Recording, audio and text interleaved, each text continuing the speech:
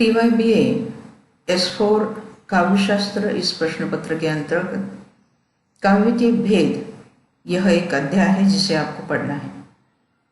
इस अध्याय में काव्य के कितने भेद हैं उन प्रकारों को विस्तार से हमें जानना है। सबसे पहले हम विचार करते हैं कि काव्य के भेद किस प्रकार से किए जाते हैं। काव्य के प्रमुख दो भेद इंद्रिय आधार पर माने गए हैं।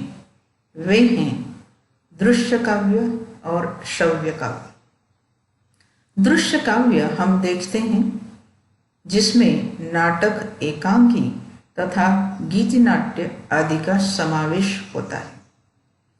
श्रव्य काव्य में गद्य, पद्य तथा चंपू काव्य जो गद्य और पद्य का मिश्रण है, इसे हम मिश्रित काव्य कहेंगे, इन तीनों का समावेश होता है।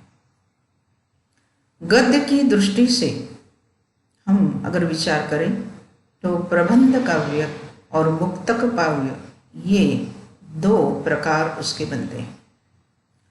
यहाँ पद्य बंध की दृष्टि से हम विचार कर रहे हैं, इसलिए प्रबंध काव्य के दो उप प्रकारों को हम सबसे पहले जानने का प्रयास करेंगे। महाकाव्य और खंड काव्य यह दो प्रबंध काव्य के प्रकार माने जाते हैं। महा शब्द से ही आप जान गए हैं इसकी व्यापकता को।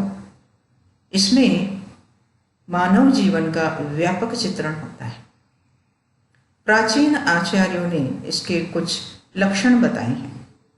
वे लक्षण क्या हैं, वे लक्षण किस प्रकार के हैं, इस पर हम विचार कर रहे हैं।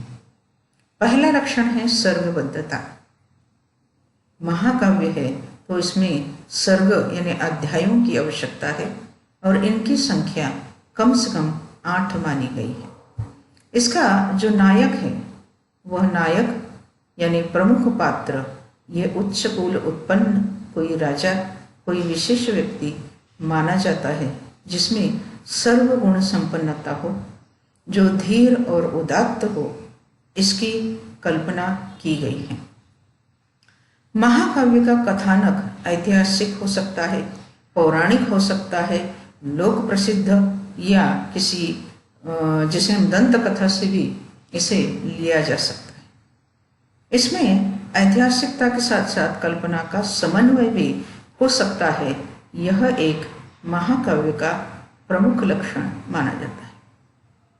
अब महाकाव्य के लक्षणों में रसों का भी विचार किया गया कि महाकाव्य में प्रमुखतः श्रृंगार, वीर या शांत रस की प्रधानता होती है और अन्य रस गौण रूप में उपस्थित रहते हैं।